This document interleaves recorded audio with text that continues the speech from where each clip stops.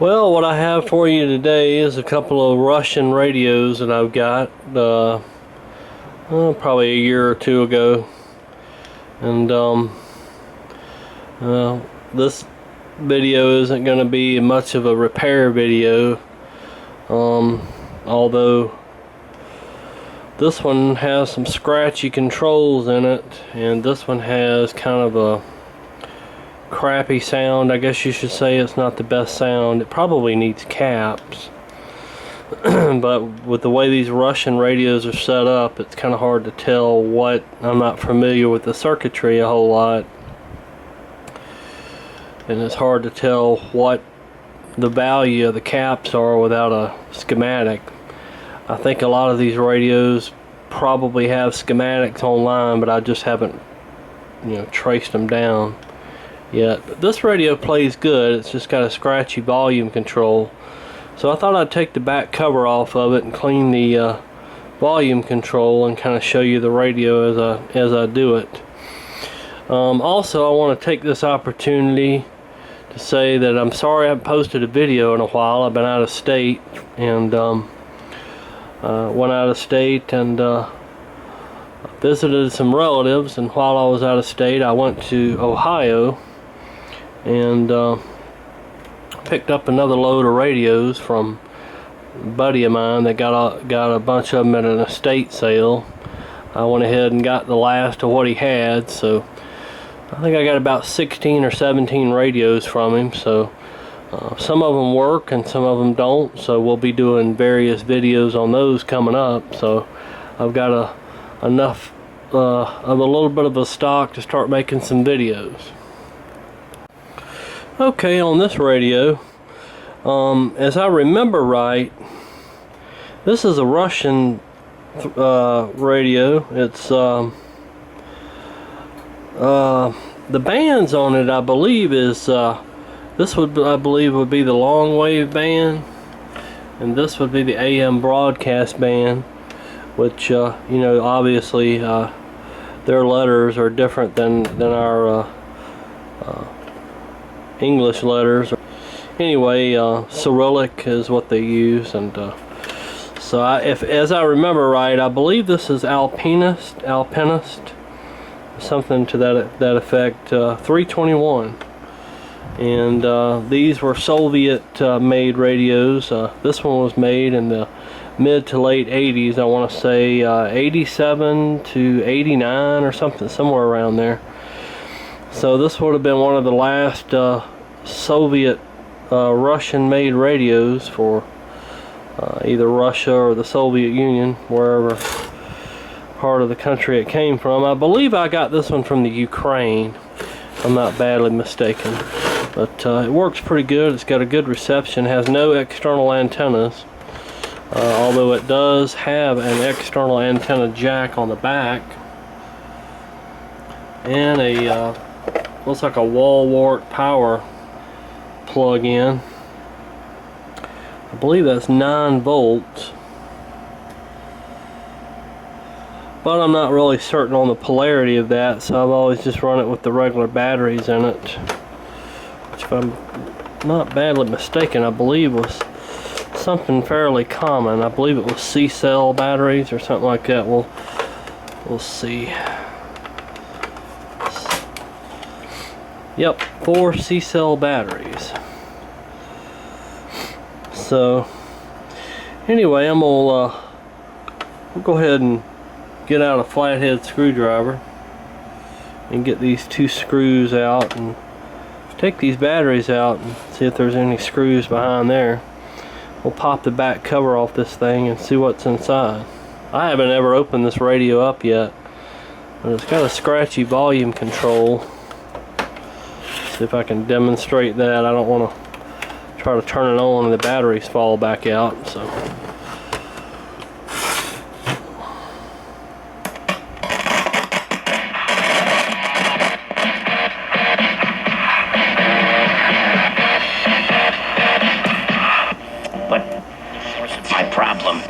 rare auditory processing condition wasn't diagnosed until So it picks up pretty good, but it's just got a scratchy volume control. Okay, and here's the radio with the back cover removed, and as you can tell and see in here, it's quite obvious this is a very well made radio. I think that's one thing that I like about these Russian radios is that the quality and the serviceability of the way these things are built. Now this is a radio that was built in the 80s, mid to late 80s I would say, and the quality of the components are very good. The very just your regular large through-hole components.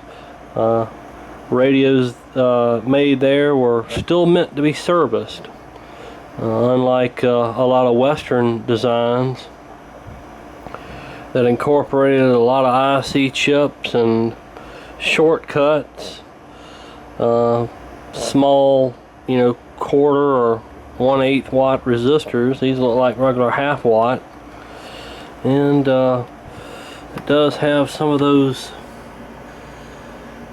real shiny metal can transistors, like the old germanium, if I can say it correctly, germanium type transistors in it.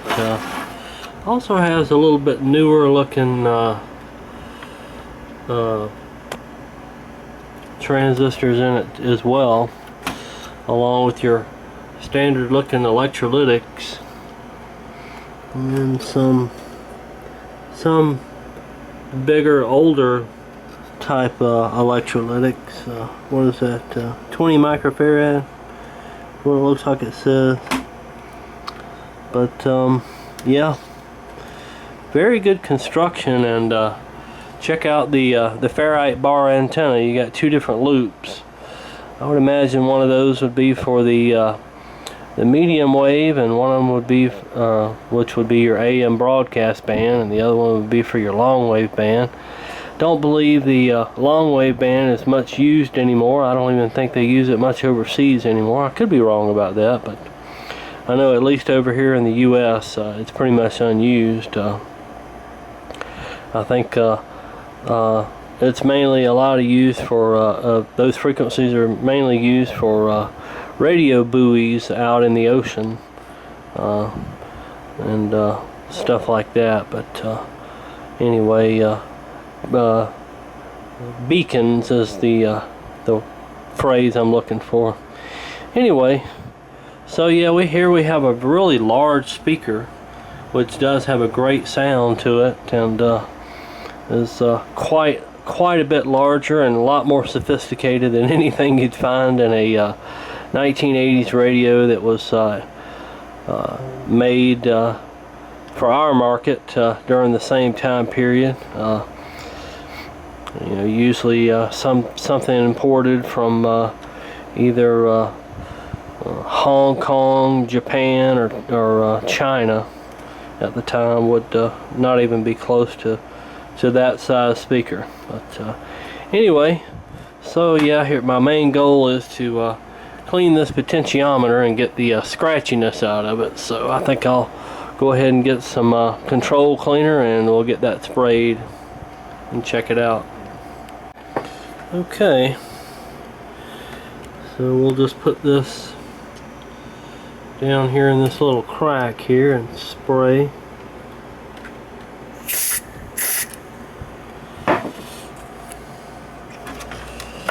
Turn it back up and work this control back and forth.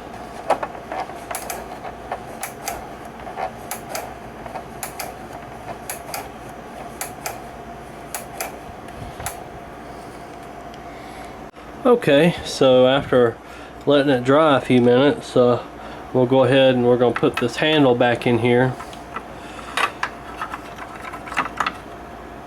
which fits down in these little tracks here, and we'll go ahead and set the back cover back down on it.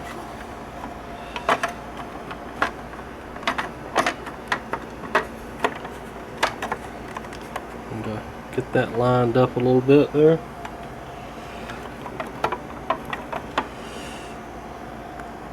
Alright, so it took a little finagling to get the the back cover back on because this screw won't come out. I don't know if you could tell, but there's some gunky looking stuff down in there, and you can't get the screw to back out. So I just stuck the screwdriver down there, loosened it up, and of course it lifted the cover up because this won't come out. And then I took that screw out there, that flathead, and it come right out. So here's some markings in the battery cover. Looks like the serial number and some manufacturer stamps. So anyway, I'm gonna put our batteries back in and turn it back on and see what it sounds like. Alright, so we have the batteries back in. Let's try it out. Prayer led to another prayer. Looks like the scratchiness is gone. Give me a job. Any job. So I have something. Was 6 o'clock on the watch, no time to chill, Saturday. Let me turn that overhead fluorescent light off. From the seeds planted. I don't know why.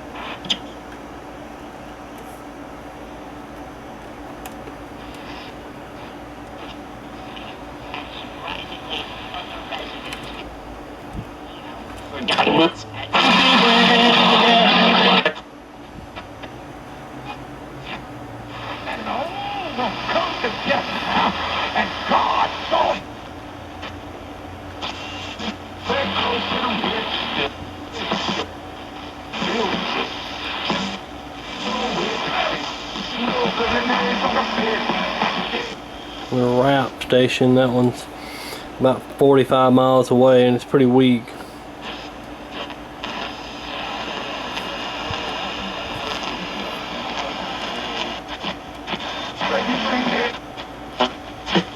Times were beyond all hope now, and the Lord was getting ready to deal with.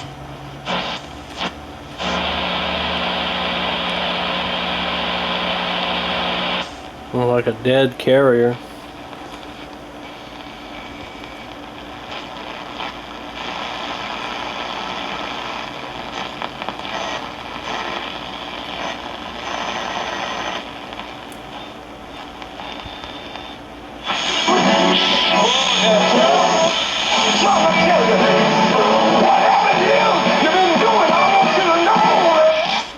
About all you got around here is either talk radio.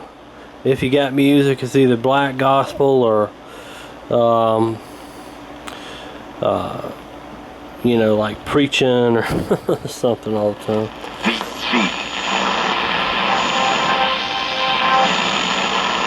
That talk radio out of Columbia, I believe. About 45 miles away.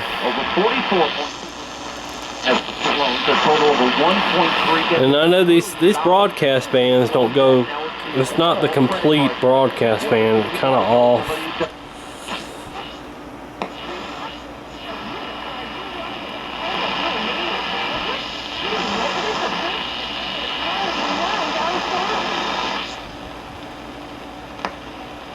Let's try the Longwave band, probably won't pick up anything.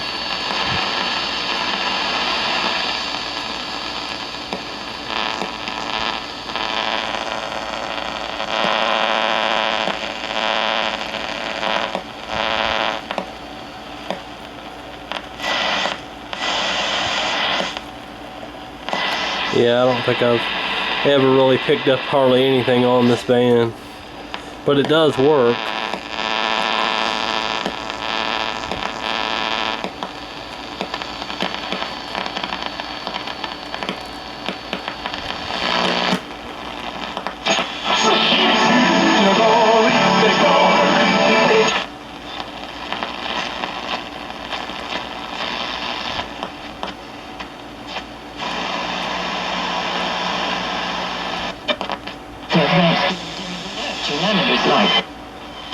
Dad, oh dear, what I'm really saying is, where is God? Is God dead? Oh,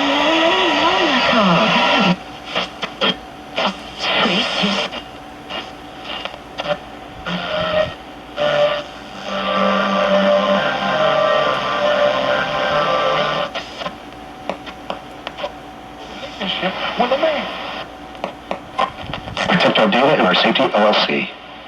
Did you know that Arbor One Farm Credit is mailing out over $2 million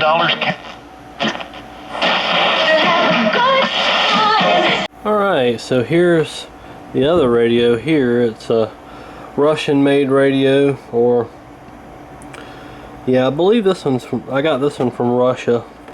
I believe this is more Russian. The other one maybe in just Soviet built, but I believe this one's more Russian here.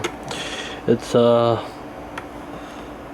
whatever that is, 303. Hopefully, you know, maybe somebody from Russia will be watching one of these videos and can share more of the details in the comments. But this looks more, I don't know, maybe 1970s, maybe early 80s, maybe a little older than that. Right here, definitely Soviet era, and I'm sure it's probably built just as good or better than the previous one I showed you. Anyway, let's turn it on and I'll show you. I think it's got 2 or 3 bands on this thing. It's K1, K2, CB. Okay, so it's 4 bands on here. I've only played this thing a few times. Haven't really messed with it too much. But I know it, in our letters, of course, it's CB. That's the AM broadcast band. But these numbers are not measured on the same scale like ours here for the AM band by the kilocycles.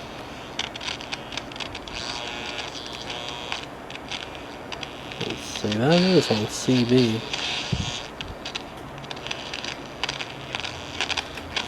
Well, you know what? I might pick up something if I pull the antenna up. This one does. Let me turn that light off. The antenna is right on that light. Now let's try this again.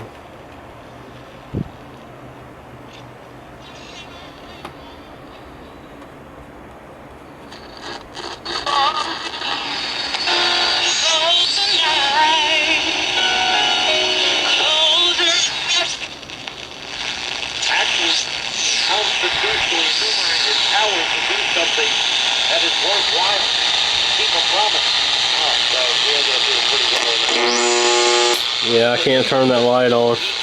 Oh well, I tried. I know it's kind of a dark.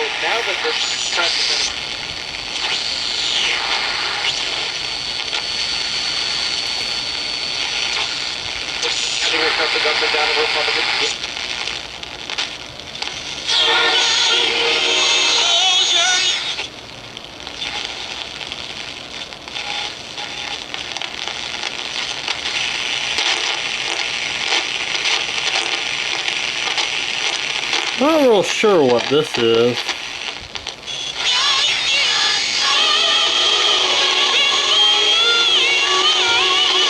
Not sure what that does. It doesn't really make a difference. It just keeps turning too. It doesn't have a stop to it, whatever it is. Okay, so after running out of memory and having to go clear some stuff out to do this, let's start over. And they're paid to monitor every show. And the same with everything that's done and set up.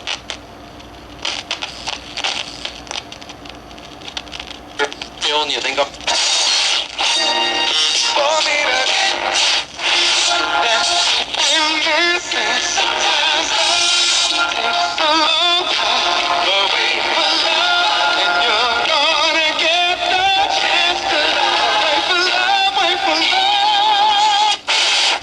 got a tone switch down here for, I guess this is speech or music.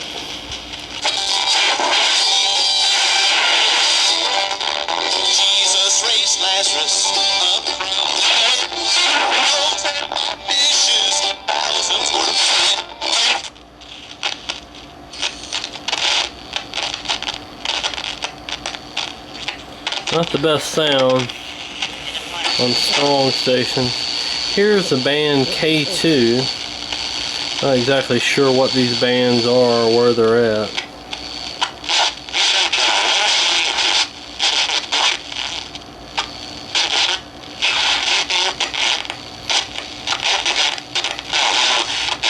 getting distorted.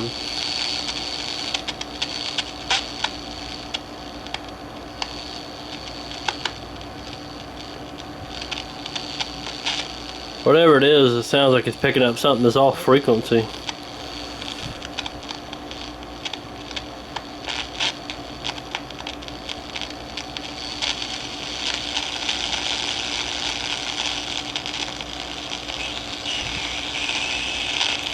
Not much on that band. Let's go to K1.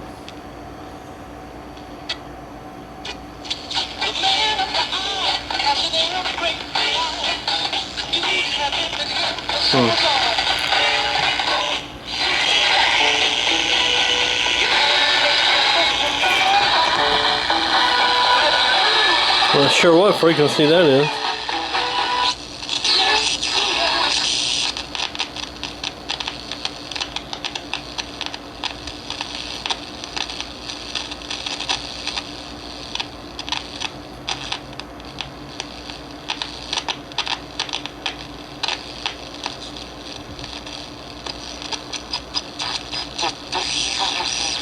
Might be like shortwave bands or something, I don't know.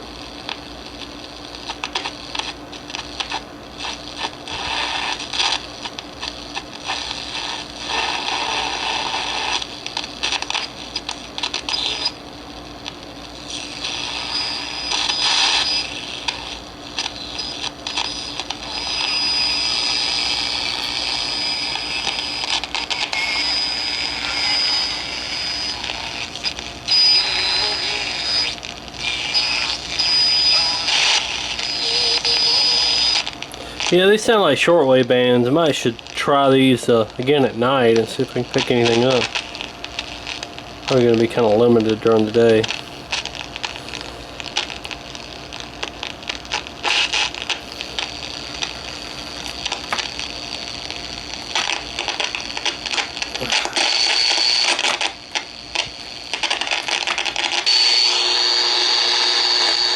Okay, here's the bottom band below the broadcast,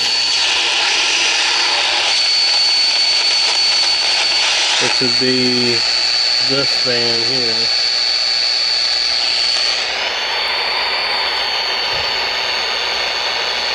Probably can't see it. Probably the Longwave band.